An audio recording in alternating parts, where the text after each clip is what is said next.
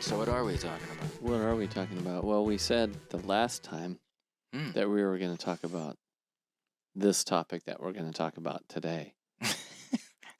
And you don't remember It's an what interesting it is. way to put that. Yeah, you don't remember what Oh, it is it the four things? Yeah, the four things. Okay. The four things. Yeah. And they are? They are. Well. Oh, yeah, go ahead. How do you want to set that up? How do I want to set it up? Mm-hmm. Well, I was thinking about that this morning.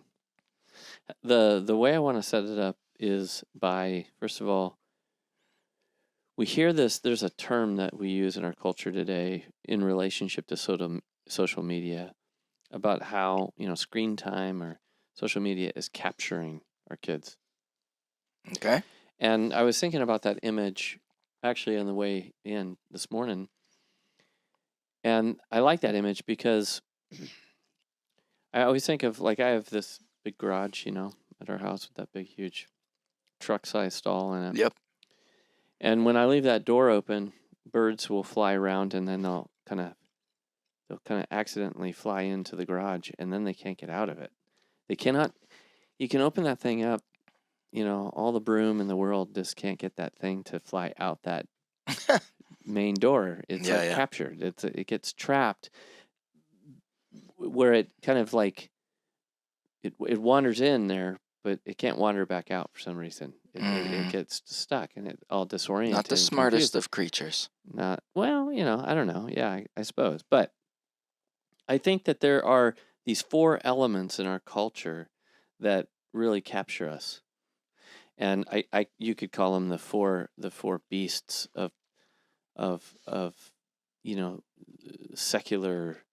secularism or secularity. And certainly by this, I'm not trying to provide an exhaustive account of all things secular. But I think there's four things right now that really capture us.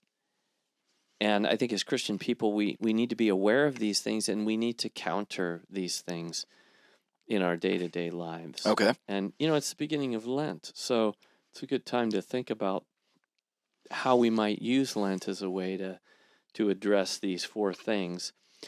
And I would also say that not everybody might be, captured by all four of these things. Yeah, but they're pretty prominent in our culture. Maybe one. So, the first one, sorry, I'm going to have to read here. The first one is consumerism. Mm-hmm. And then the second one is politics, or just the way in which we politicize everything. And then there is what I call, and have talked about previously, is the tyranny of ideal forms. Mm-hmm. So there's the whole marketing culture, which is tied to consumerism, but there's other elements of it that I think are really pernicious. And then finally is the victim narrative. Okay. Or victimization or victimhood. Yeah. And I think these four things are really pervasive in our culture today. And they really capture people's souls, their spiritual life. And I remember once a chaplain that I worked with used to use this image of a bird trying to fly, to use this bird image again. And he says, even if there's one string attached to the bird's foot, it can't fly. And so you have to cut that string. And I would say that today, there might be many, many strings that are sort of holding the human spirit captive and unable for us to flourish and to fly freely as spiritual beings. And I think that these are four really particularly predominant and pernicious ones. Yeah, I would say it's pretty obvious. I feel like if someone were like, I don't know about that, I don't feel like they're living in reality today. Probably not. I think it's pretty obvious. So I'm excited. Which one do you want to start with, or how do you want to? Well, let's just start with the first one I named, consumerism. Yeah. Yeah. So, there's a lot of ways that we can talk about consumerism, and there's lots of dimensions to the problem. First and foremost, to quote Pope John Paul II, we live in this time where there's this problem of super development, and we produce at least in certain parts of the world, where there's first world development, there's the problem of super development, and we overproduce a lot of things, and we've kind of figured out in our society that when you can produce so many things Yes. that people, you could say, want, but oftentimes we don't want those things until they're presented to us as something that we just have to have for some reason or another. Yeah, yeah. It's the beauty of marketing. Yeah.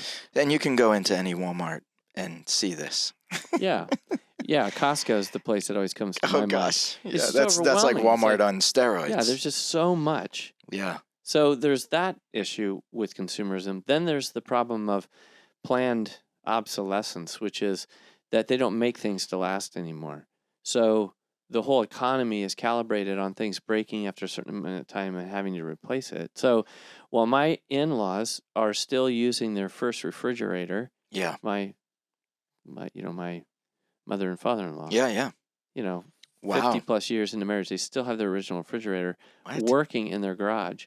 What the heck? Ours is, 8 years old, and you can tell it's already showing signs of, Yeah. maybe 2 more years and I'll need to replace it. Yeah. Do companies actually admit that? Do they admit to planned obsolescence? Well, probably not. Yeah. But it's pretty obvious that you don't want to create something that lasts forever because you only sell it once and you only make that certain amount of money on it. So Yeah. you design things, you can bring the cost down. That's the benefit. You pay less for the unit because it's more cheaply made, but the company's guaranteed that. Yeah. And I've Right. noticed in my life that sometimes warranties, they seem to run out right after the thing breaks. Yeah. Or right before the thing breaks. The warranty runs out, and then a year later you're replacing it. And you're like, oh, that was convenient. Yeah. Yeah. So it seems like it's planned. Does it seems like the part of the blame, I don't want to use blame, I don't know what the word is, but we're very gullible. Like, I just feel like human beings are gullible. So if something, it's like all this sort of psychological tricks that are played. In other words, like you said, there's a lot of things that, like if you're walking through Costco, probably 99% of what's in there is not something that we truly need. But for some reason, we've been convinced that it is something that we so badly want that it almost does become a need. Yeah. Yeah. Yeah, I think you mentioned marketing. I think that there's a lot of psychology behind that. They do understand how the brain works, and they know how to trigger a responsive desire for something, and the intensity of that desire feels like need. So then where does the line exist where it's crossed, where it becomes problematic? Because it seems like that's just the way things go. Like as we learn more about psychology, companies are going to take advantage of, manipulating people's. Yeah. So where does the line? Is there a line that's crossed where consumerism goes from like normal to, okay, this is over the top, or this is actually not a good thing for us? Well, no, there's certainly a line where it's not good for us, for sure. And we can talk about that. But in terms of what advertisers and businesses do, I don't really know how you regulate it. Right. If you are going to espouse a market economy, like the alternatives are worse. So it becomes a matter of self-regulation. Like I have to have a sufficiently mature moral and spiritual life and a sufficient degree of attachment to be able to distinguish between something that it would be nice to have versus something that really adds value to my life and has real utility for the quality of my life. Because the problem with consumerism is the more stuff you accumulate, the more space you need to store it, and then the more you have to manage and take care of. Yeah. So I think a mature Christian is a person who's always trying to seek, at least within one's immediate context, the simplest form of life that one can attain, without, it doesn't have to be ridiculous, but that we get into the practice of saying, yeah, I don't really need that. What I have is enough. I don't have to just keep, like think of a wardrobe, for example. You can just go with the fashions. Every year there's something new, and every year you can exchange out what you had. Right. And then you can buy the new thing because it's fun to buy the new thing and be on the cutting edge and wearing the latest. But Which is not me. it's not you. That's really obvious. You didn't have to point it out that badly. You mean like, look at what you're wearing today? I don't know. Oh, It's okay. okay. Yeah. But you know what I'm saying? I do. So it makes me think. I jokingly say this whenever I'm driving around that you can. That's okay. It's okay. You can tell. You can tell sort of the spirit of our country by looking to what we've like in a sense, like what we're creating shrines to. And I feel like nowadays the shrines that are popping up are they're almost like beacons of light down the highway of self-storage. Like the Guardian self-storage Yeah, right. behemoths Yeah. that are all lit up. You almost like look at it and you're like, dang, that's a really, oh gosh, it's a self-storage thing. Yeah, we're obviously there's big money in self-storage because people have too much crap and can't store it. And then the other one to me that's cropping up all over the place are these like meccas of car washes. Oh, like yes. these super swoopy, fancy looking car washes. It's like we People just make big bucks. Big bucks, and we just so I think that's a pretty hilarious, but also on some levels like a really tragic. We're not creating monuments anymore. Like our monuments are to things like literally self-storage and car washes. Yeah. Long gone are the days of pulling out an old bucket and a sponge, and washing your car with your kids. It's sad to me. Yeah. No. Yeah. No. I mean, I think that there's, people come up with, they innovate.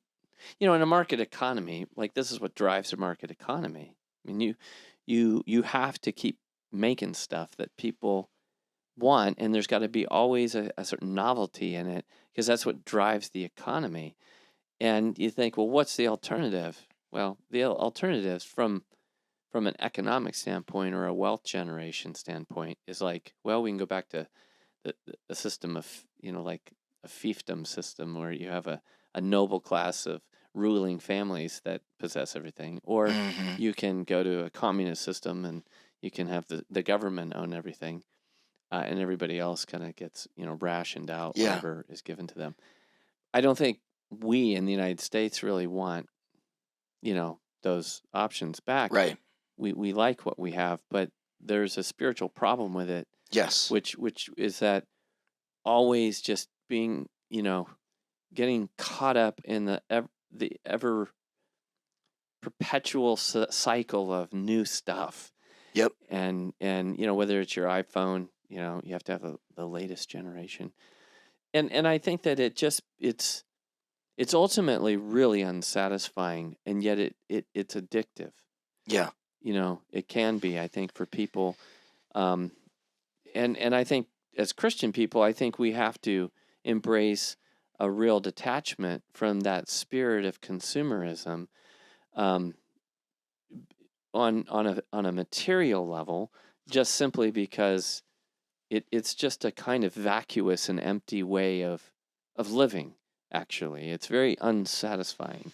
Yeah, it's interesting why, like, what is going on behind all that? Like you said, it's a spiritual problem, which I totally believe, like, the root of it. But it's probably also coming from some type of, like, there's obviously some lack of fulfillment that people are probably experiencing somewhere. Maybe they came from a poor family and then they grow up and they have, jobs that provide them, and they're like, well, I want more for my kids, like I don't want to have to live in these conditions like I grew up in, I just feel like it's this constantly cyclical thing where it's where we go through this, okay, this is too much, and but then it's like, okay, now economically there's like a downturn, the Great Recession or something, and so there's this period of time where people struggled, and then there's this period of time of prosperity, and then there's going to be a period of time of struggle. But I think the thing that would be nice to see, the thread through all of that, is that people are formed and spiritually like fortified enough that that doesn't matter. You know what I mean? Mm-hmm. It just seems like there's just too much. I see it even to some degree in my hometown. Like Nicktown always seemed to be, what do I want to say, like shielded from all of that stuff. But as technology has opened up the portal to everything, Yeah. you can tell like people are tempted. Like there's a real sort of keeping up with the Joneses now mentality of having the most up to date garbage. I don't have a strong opinion about this. Yeah, everything, but you can tell at the same time that that is going on, the depth of connection to what's really important keeps decreasing. Yeah, it does proportionally. Yeah. Because we live more and more kind of from the flesh and less from the spirit. And it's interesting because where people, like in underdeveloped parts of the world where they don't have access to all these goods, there's more spiritual contentment in the midst of a lot of material poverty, and they don't have these detachment issues. But as soon as those things become available, it's like Changes everything. yeah, the human tendency. Yep. So and I don't think it's a question of, well, then everybody should just remain in abject poverty and then we won't have this problem of consumerism. I think it's more, Right. To the point you made earlier, like when people grow up, maybe they grow up in poverty and they want more for their kids, or maybe they just grow up in abundance and affluence to some degree or another, and they're kind of numbed Yeah. to the fact that there's a spiritual hole in their soul, and they're restless, but they don't know why, because they're not in touch with, the experience of being free of all of that. Yeah. And so that's why I think it's something that as Christian people we have to approach with a great deal of intentionality and be aware of it, because it's just easy for all of us to get sucked into it. Yeah. It just like, oh, I have to have that, and we have to be more thoughtful and discerning. Like, do I? Yeah. It's the awareness. How much is enough? Right.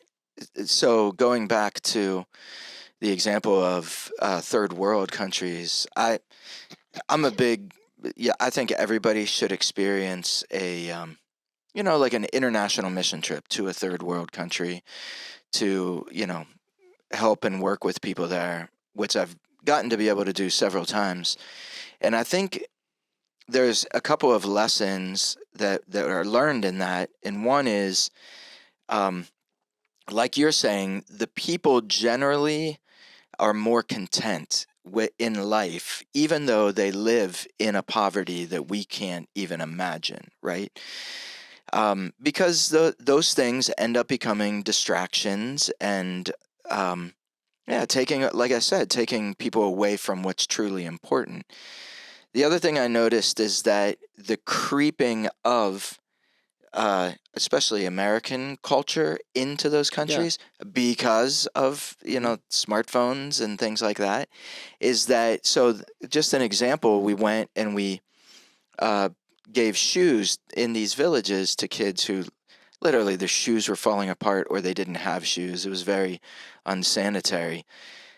But because they've seen American commercials and things like that, whenever we would go to put a pair of shoes on them, they were very particular about the shoes that they wanted. The brand.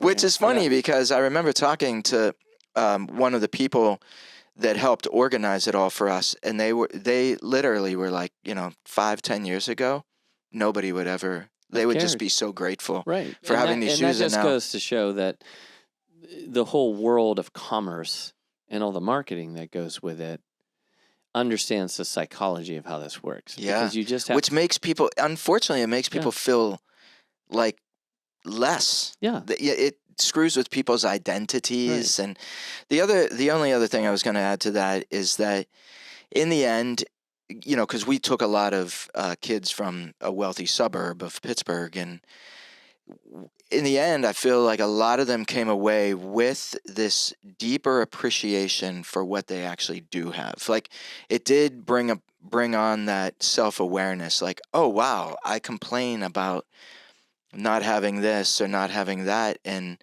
this experience has helped me to have a little bit more appreciation for what I actually do have. Because like you're saying, you can't go, and I'm not advocating for this system where we control the economy or we force people into some sort of simple life. Yeah.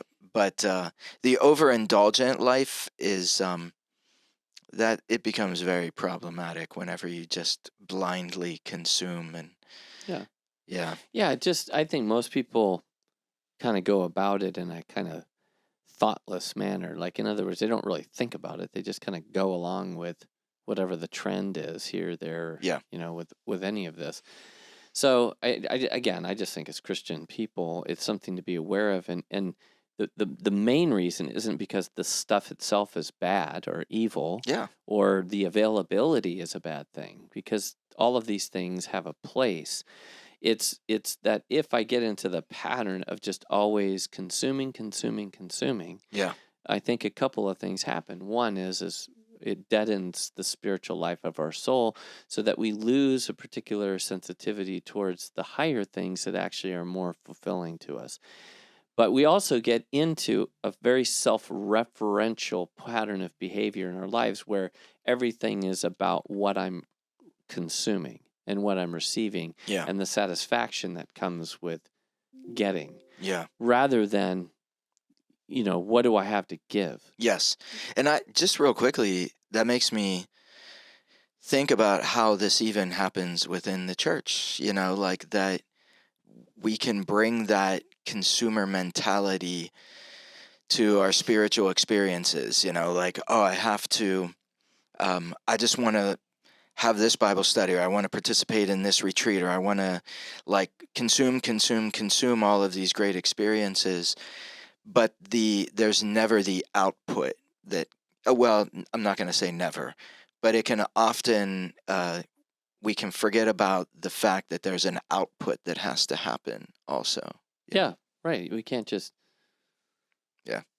we can't just consume. We have to produce too. Mhm. And I think, and we do that by coming out of ourselves, and leaving something behind for the benefit of others, rather than, I'm just feeding my appetites and my desires. So I think, in this, again, to talk about Lent, Lent is a really good time to put a check on our consumptive mindset, Yeah. or appetites. Yeah. We're just always wanting to consume the next thing.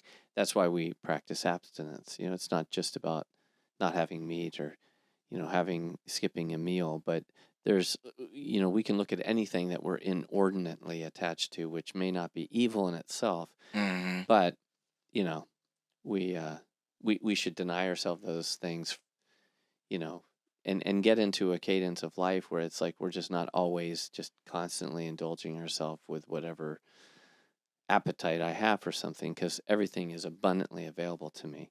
Yeah. So anyhow, that's consumerism. Cool. What was the second one? The next one was, just how everything is so political. The politicization. I can never say that word. Politicization. Politicization. Yeah. Did I say it right? Yeah, that was really Of good. all things. It's like Mr. Yeah. Rogers. I think Politicization. Can you say that? that's very good, children. Very good. I knew you could. Yeah, go ahead. Sorry. No, but I think this is part of the sort of the identity the problem of identity politics, that we politicize our identities. But I think that what I want to focus on here is how the left-right political divide has come to shape and define everything. It makes me want to throw up. Yeah, it's affected sports. It's affected shopping. Like grocery stores and Yeah. it is music. Halftime shows. Yeah, it's just like, I mean, it's almost laughable. It's just so absurd at this point. But it's so divisive, and you're always walking on eggshells. So again, it's kind of, you're captured because people aren't free to actually talk about stuff. Or just free, like I'm going into the store and they have a pride flag outside. It's like suddenly it's this major dilemma. Mm-hmm. It's like I just need some Tupperware. Right. Yeah. So now it's this moral quandary. But now you're supporting that cause. It's like, or Highmark has got all the colors up all over their building downtown. Should I switch insurance? Like everything, because it's all virtue signaling. It's like, well, I'm on the side of this cause. And, it's funny because the other day yesterday, in fact, U2 put out a little mini EP on Ash Wednesday called Rising from the Ashes. Are they still alive? They are. And they're still cranking out good music. Thank you very much. Good. It's very good. That's good to hear. And, the commentary, Bono, he gets out there and he starts talking about how, there's certain issues that are, he's got this like particular thing about America being an idea. And in the last 10 years, he's just been singing constantly about the death of the American ideal and idea.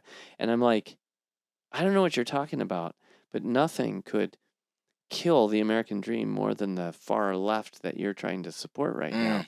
So I'm driving in the car and I'm like annoyed because it's like, why does every song they sing have to be political? And then I laughed because I'm like, but this is why I liked them so much when I was younger, is because all their songs were political. But as I've gotten older, I'm like, I just like music that entertains me. Like I don't, does everything have to be about, I mean, do I really want musicians being the political commentators on, the latest, U.S. administration? Yeah. So that's just another example, but I'm just tired of, I'm so fatigued over how everything is political. I don't mind that musicians make political statements. Two of my favorite bands that I watched back whenever I was a little more angsty is Ed Sheeran and Taylor Swift. No. Oh. Good try. Fish. No. Oh gosh. Oh boy. No. Rage Against the Machine. Okay. And it's an extremely political band. They definitely didn't hold back from their thoughts on issues. And System of a Down. And so these are all. What? You've never heard of System of a Down? No. Oh man. Evelina, you've heard of this? Yeah, they're these Armenian Americans. Oh, wow. That never heard of them. No, it's really cool. I'm out of touch. But here's the thing, like they didn't I don't know how to say this. Back then, they weren't like, if you don't believe what we believe, then you're a jerk and you shouldn't be listening to our music. Like, because there was like... Well, see, but that's real art. Yeah, exactly. That's why I liked it. Nowadays, it's the whole, if you don't subscribe to what I'm actually like saying in my political statement of music, cancel you. Yeah, then I don't want you to listen to my, it's like Neil Young. Have you heard about this guy going on? He's going off the rails. You know who Neil Young is, right? Yeah. Like he's pulling all of his music off of Spotify because Spotify has given the platform to Joe Rogan, who Neil Young thinks is like everything that Joe Rogan says is like, it is so politically divisive. Everything about it. Like that's all he's about now is just he's like the right side of things. not right like conservative, but Yeah. he's Correct. correct side of Yeah. things. And if The somebody else politically is correct not, yeah, side. and if somebody else isn't, then they should not be given a platform to say anything. It's why. Okay, so what's your opinion? Why is this happening? I'm glad we're on video now Yeah, because well, I mean, honestly, I think the ultimate answer is that when you displace God from the center of all things, something else has to fill that void, and it's going to be the state. It's just always the state. The government will become the highest end and highest good, and so it becomes the ultimate kind of rule and measure of what matters. And that's what's happened in America since we've thrown out God as the center of our society. You know, it's going to be your party or your political ideology. And so just as God, you know, true religion affects everything in our life, yeah. permeates everything, we turn the government into a kind of quasi deity, and it becomes a form of idolatry. So what about the people that are like the faithful weekly churchgoers that also buy into Well, this super black and white world? That's capture. Like they've been captured by it. They're like the little bird that accidentally flies into the barn and doesn't know it's captured. It can't get out of it. And I think part of that is just a lack of maturity on the part of faith, is realizing that politics is taken on a primacy in our lives that it shouldn't, because in fact, if you know history at all, rulers and politicians rarely are the answer to any of our problems, or usually a big cause of the problems that we have. Yeah. Not that we don't need a government, but that's why we, as Americans, at least historically, have believed in limited government. We want government to just be in the business that it's designed to be in, Yeah. and well suited for, and stay out of everything else. Okay. Everything else. Stay out of Yeah. my private life, stay Right. out of my religion, stay out of culture. So that's why, like in the early days of U2, you know, they were like teenagers screaming about real problems in a more poetic fashion.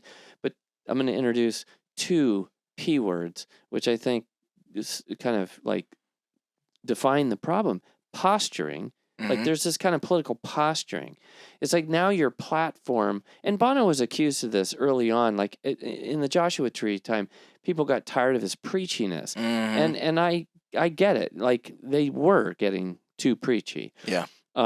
They were not just being artists, they were trying to tell people how be everybody's conscience for them. Yeah. Yeah. Yeah. So there's that problem. And then there's the problem of being, this is the really big word, being pedantic. Mhm. So what that means is that instead of just producing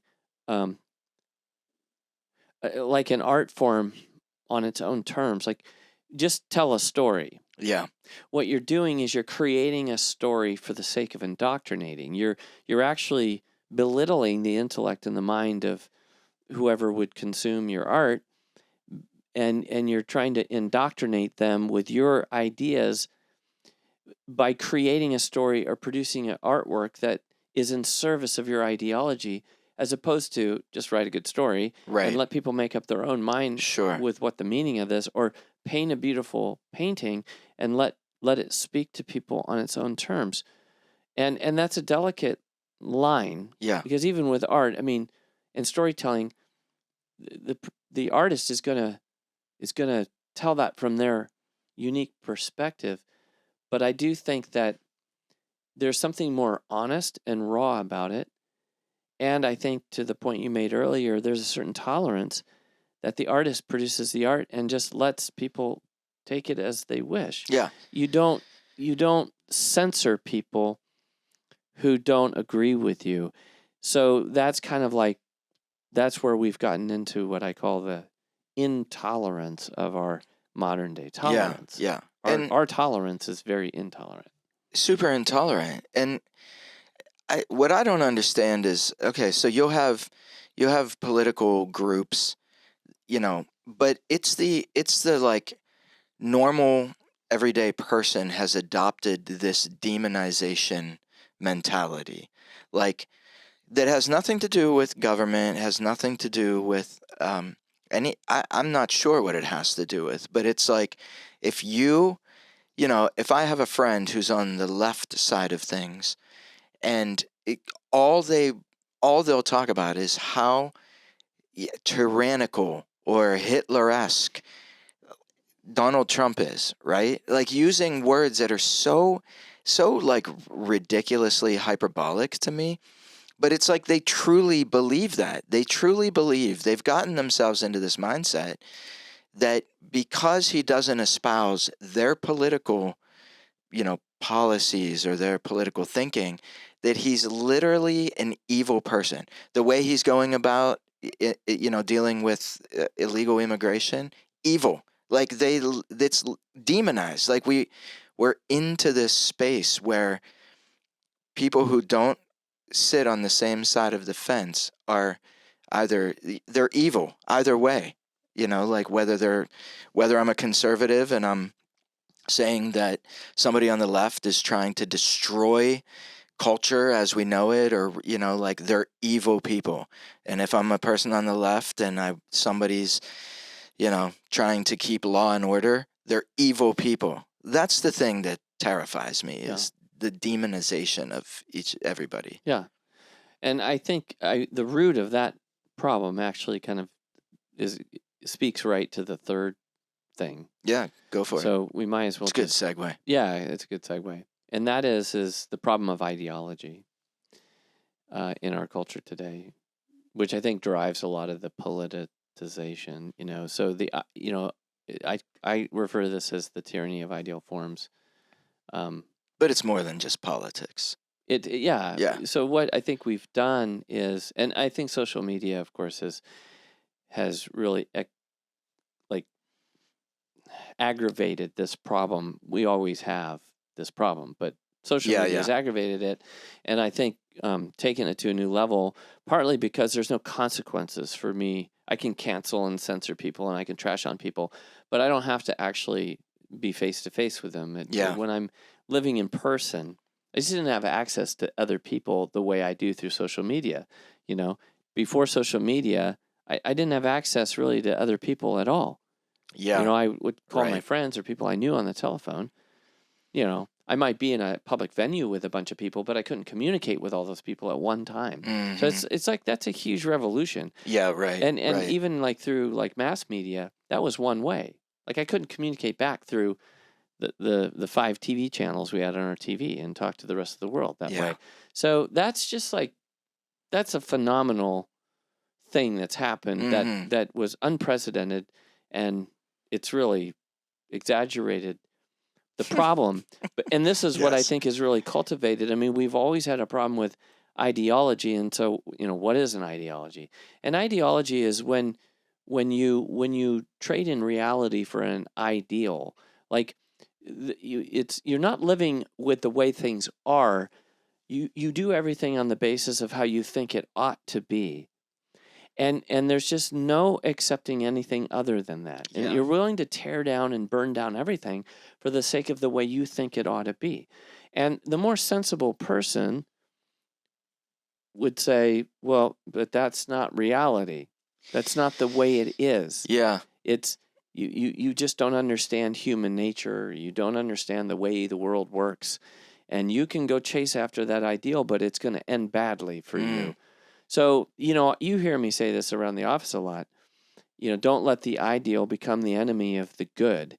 And that saying actually has two meanings, because we can talk about something from a qualitative standpoint, like there's good and then there's great and then there's perfect, right? Yeah. So we can scale things up to a level of perfection.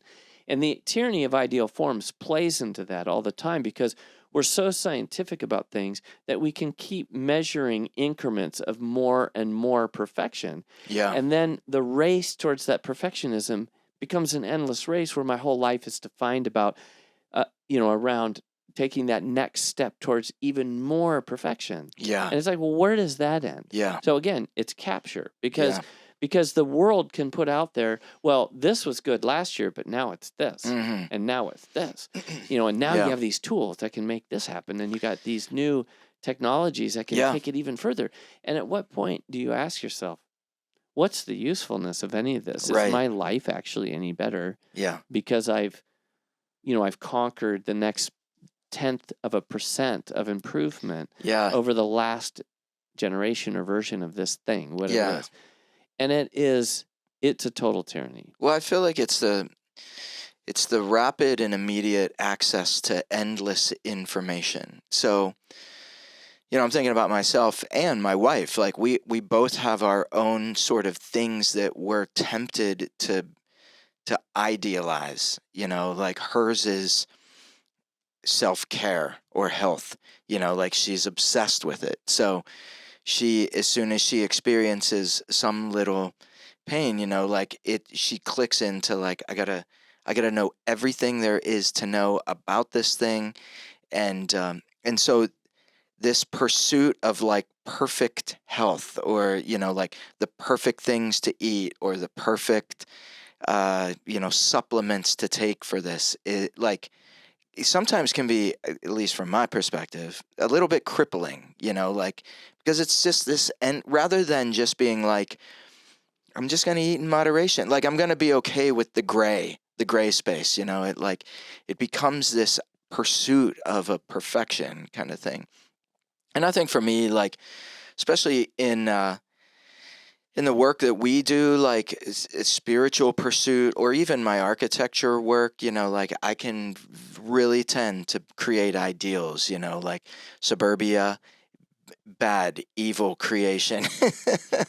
And like, and I've got all of my little, things that I've gone to school for and research, and that I can rattle off, like, if up to me, like I'd go in and blow up every suburb in the United States, but it's like, and the danger, of course, is that whenever we go down these paths, then everything becomes so black and white, and then you become the expert that's telling somebody else how to live, or how to, the only way you can do it. And I think too that idealization, that romanticization. Yes, it's izations. I can't seem to get that out of my mouth this morning. That's but okay. yeah. You can do it. But, we romanticize things, or the way we idealize things, and it becomes a kind of obsession. I mean, you just can't. It's hard to let it go, because it's like, wow, I mean, it could be that much better. I was thinking about you in camping gear when you were talking about this. In the past. You've talked about, there's so many cool things. So many. Yeah, and you can just get this and that, and you can spend thousands and thousands of dollars on camping gear. For me, the question always comes up. It's like, okay, this is my anecdote for this. It's like, what did people do before we had this? Is this a question for me, or is this rhetorical? No, I think it's just a good question for any of us to ask ourselves when we get caught up. It's like, people are like, I think of this like with, you mentioned, the food and health industry. It's an epidemic. The fitness industry, the health industry, it's this constant incremental progression towards a higher and higher level of fine-tuning and tweaking and perfection. And it's like there's no end to it. Yeah. And so I always joke about water. It's like we could do a whole episode on health advice around water. What water to drink, how much to drink. And then you got a whole industry around the cups and the things that hold water. Yeah. And all the filters and all the, you can go on and on. It's like, what did people do in the old days before they even had running water? Yeah. People were just grateful to have water They just running made into do their with house. what they had. Yeah, they just went to the creek and drank water. Yeah. So the point is like, you can analyze something and investigate it down to this like nano level. And it just, at some point in time, there's no utility in it anymore. It's your life doesn't get better; it gets worse, because you become anxious. You become trying to manage all this stuff. Yep. So that's the tyranny of ideal forms. But one other thing I wanted to say is that with this saying that don't let the ideal become the enemy of the good, there's not just the qualitative degrees of perfection. There's also the moral question in that. So the ideal, the problem in our world today is ideology and idealism actually has this tendency to really violate foundational moral principles, because people are willing to do evil for the sake of their ideal. And so we destroy the order of moral goodness in the pursuit of these ideals, which somehow don't actually fit within the order of nature. Can you give an example Things of that we that? Like, imagine. is there something you can think of that? Yeah, like for example, let's say that culturally speaking, certain people were made fun of, Okay. for maybe it was the girl who liked to play with the boys Mm-hmm. or the boy that liked to dance. And so, the ideal of freedom has led down this path to, gender transition, Okay. where it's like, maybe we should just tell people to stop making fun of each other and Yeah. allow the girl to play the boy's sports and let the boy dance and be okay with And that. let But in the pursuit of the ideal of freedom of expression and self-invention, now we're violating all sorts of moral principles by, what we do to the body and what we subject young kids to. It's insanity. Yeah. And that's what has happened in so many cases where we've destroyed the moral fabric of our society in pursuit of ideals that do express a good, but taken to the extreme, it becomes a moral disaster. Mm-hmm. So we've done it. Communism, that's the problem with communism. Communism tries to address the problem of injustice and economic disparity with a solution that does such violence to human nature that it can never work. Yeah. But people become so intoxicated with the need to solve the problem of poverty that they get captured by the ideology of communism. And it's like, but the world doesn't work that way. It'll never work because it's such a violation of human nature, it can't work. Okay, so I'm going to maybe play a little bit of devil's advocate here. Because there are moral ideals, like the principles that as Christians, as Catholics, that we're taught this is the ideal of something. Like, how does that ever, is the same applied to that, where the pursuit of that ideal can how did you say it? The pursuit of the ideal outweighs the good? Well, in pursuit of an ideal, we violate the moral good to achieve that ideal. Yeah. So I would say with moral principles, if they're true, sound moral principles, they're going to be in accord with human nature. Now, we can obsess over a level of perfectionism that makes us scrupulous. So I feel like I'm just thinking of Pope Francis. A lot of things that maybe Pope Francis touched on seem to be like, yes, there's the moral ideal, but then there's the sort of lived reality that has to be taken into account. So that's the principle of gradualness, where the moral ideal of perfection is there, but there's a process of maturation by which in my life I bring myself into conformity with that moral, it's not really, the reason why I don't think it's an ideal is because I don't think it is the pursuit of this good at the expense of every other good.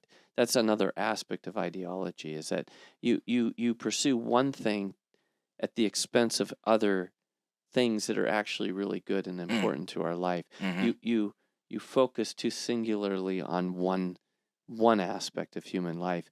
And so we don't know in prudence and discernment how to hold all of the goods that we are responsible for in a certain balance and integration in our life. And ideology can capture us in a way that like you can make your health the one and only thing that matters, your physical health, or you can make physical fitness. Well, physical fitness is good. Right. But it's not the only good in your life. Yeah. So I can become ideological with fitness because it becomes the ordering principle of everything. Mm-hmm. And again, when you put God at the center, and then you try to live your life according to what God has shown us about what's good for us, we'll find a balance in that. And our pursuit of moral perfection won't be a pursuit that's contrary to our nature and our good, but in accord with it, such that we actually will flourish by the pursuit of that moral goodness. and it's a process. Yeah. But I think with an ideology, you isolate one value to the exclusion of all others. Yep. Okay. Does Gotcha. that make sense? Yeah. So, Awesome. so that's idealism. idealism or ideology, the tyranny of ideal forms. And then the last one is the victim narrative, the victimization problem. This is something that I think is relatively recent, along with some other things that are relative, like social media, that are relatively recent. But I think it's part of the social theory that we've talked about before, critical theory. It's part of the kind of the Marxist worldview, where the whole world is divided up into people with power, people without power, people who, and therefore people with power oppress, and people who are powerless are always victims. And this is a huge problem because, first of all, most social relationships are not based upon power dynamics.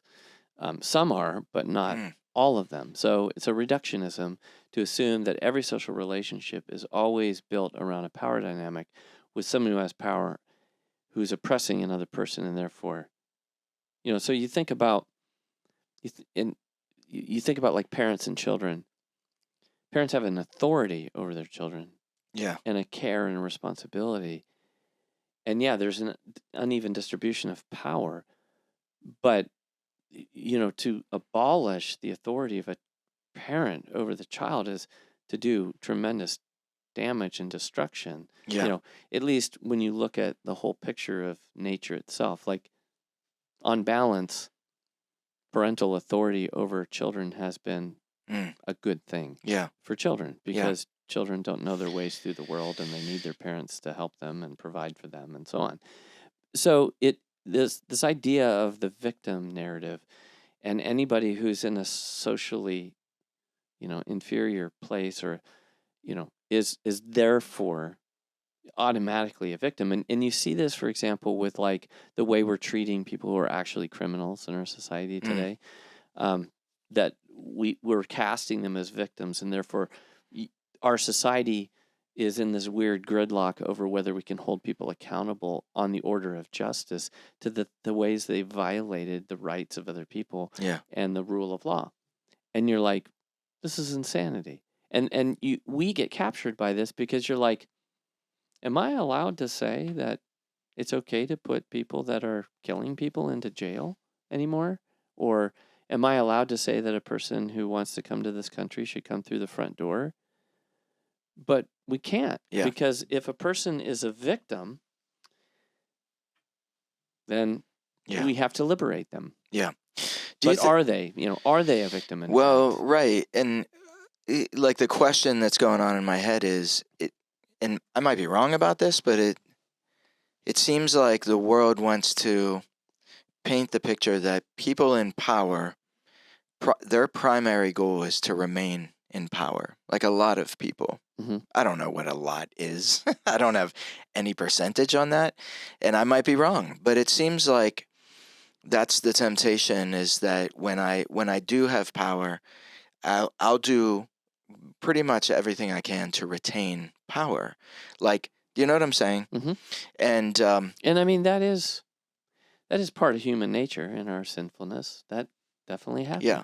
And so but not for everybody. So the effect of that, like that sort of, I'll do pretty much everything I can to maintain power, oftentimes might mean keeping people. So, for instance, let's just say there's the narrative out there that the right side politically is saying about the left, in that they keep people poor intentionally to maintain their base, like, so they're not truly interested in elevating or empowering people to become more successful or more financially independent or whatever, because if those people did, they would probably start espousing more quote-unquote conservative ideas.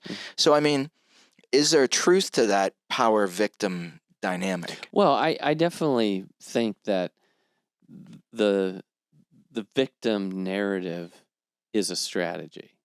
Okay. It's a political strategy. Because when those folks who advocate for those at the margins get into power, they don't solve the problems when they could. So I'm not saying that there aren't actual real victims of unfortunate social circumstances or people that are oppressed. Of course there are. Yeah, okay. But at the same time, you can't make the assumption that every individual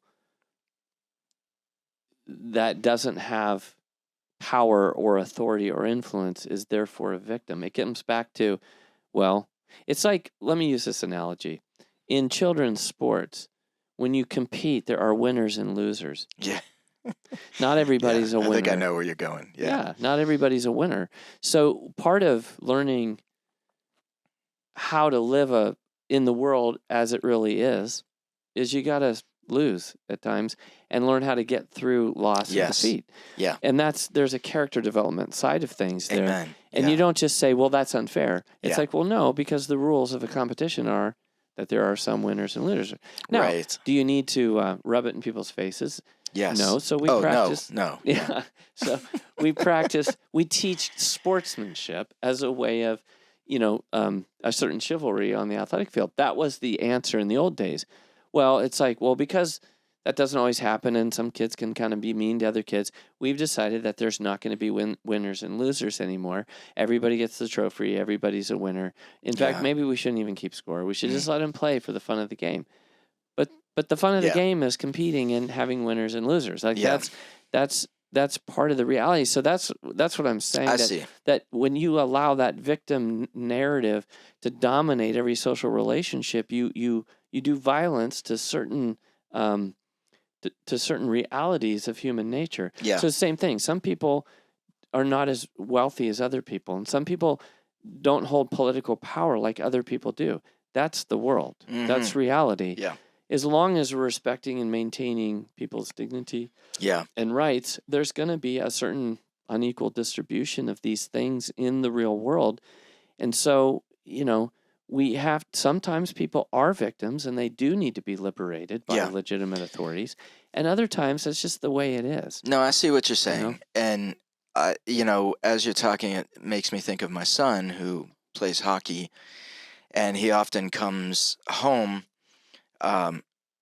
with a lot of excuses as to, why he played poorly or he wasn't on this particular shift or this, and you're right. There's something that has to be learned in life about, and I think this might come down to people's understanding of what fairness or justice means, and that's probably why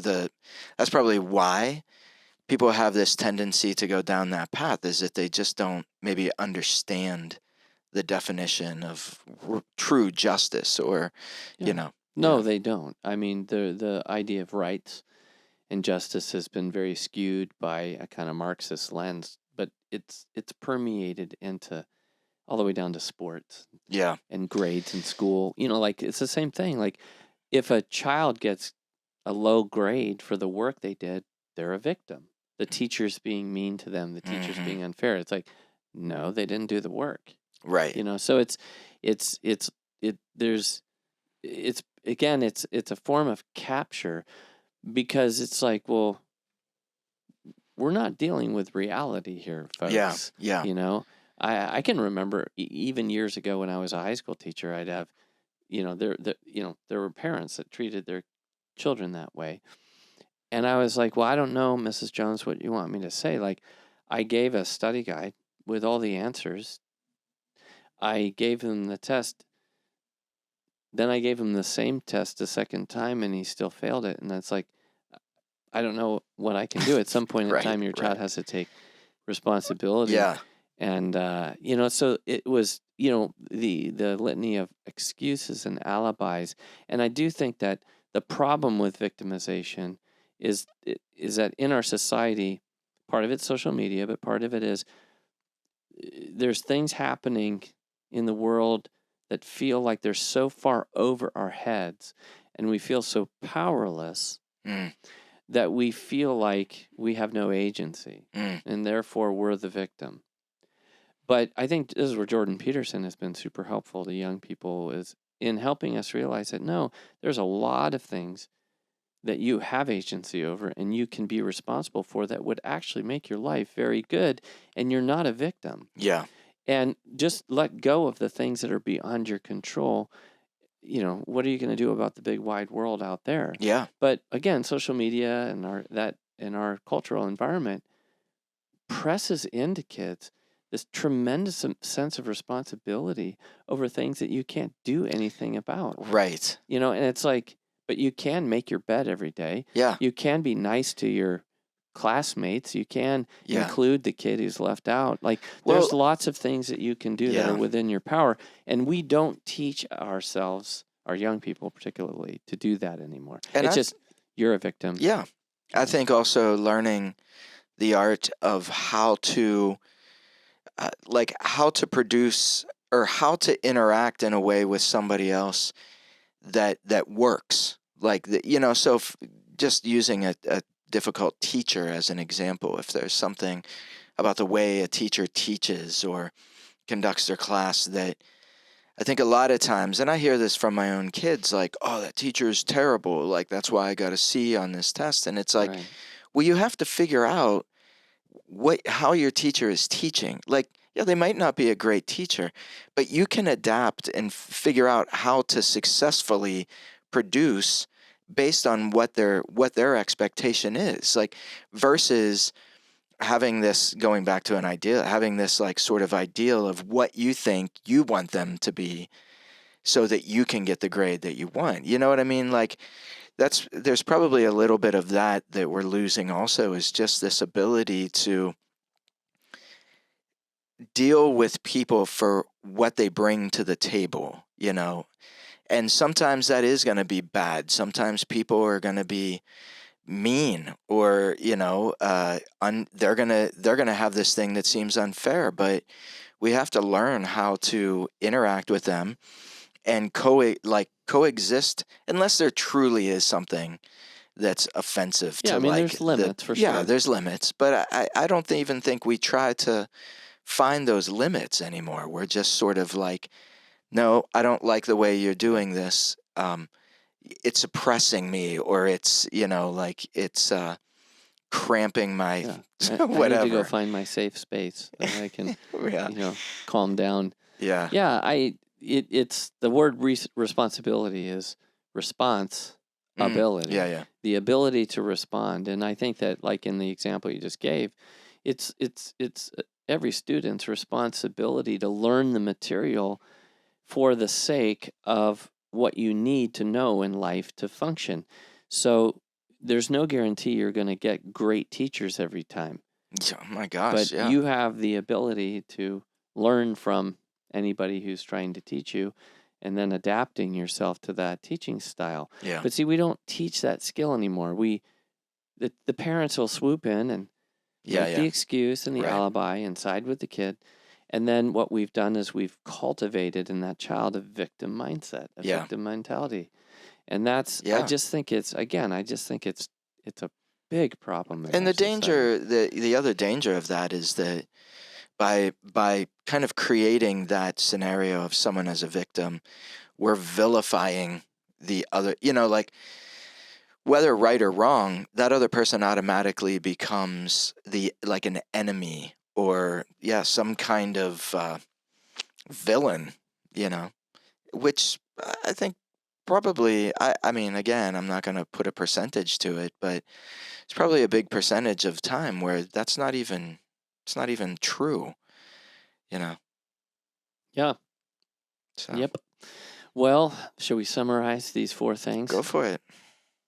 So there's the problem of consumerism, to which the Christian anecdote is simplicity of life. Then there's the problem of identity politics, which the answer is make sure God is always at the center of everything, and never the state.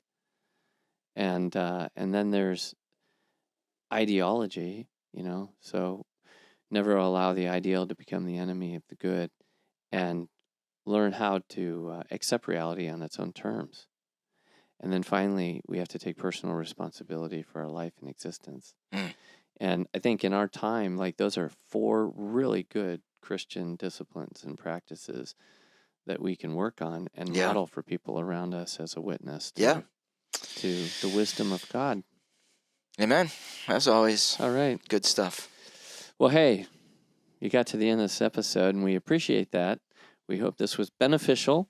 If you liked it, please share it with your friends, especially as we go into Lent.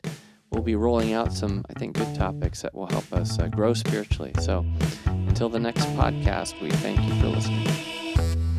The Wise Guys Podcast is a production of Preambula Group, a Catholic ministry dedicated to helping you thrive in the heart of Jesus. Visit us on the web at preambula.org and follow us on social media.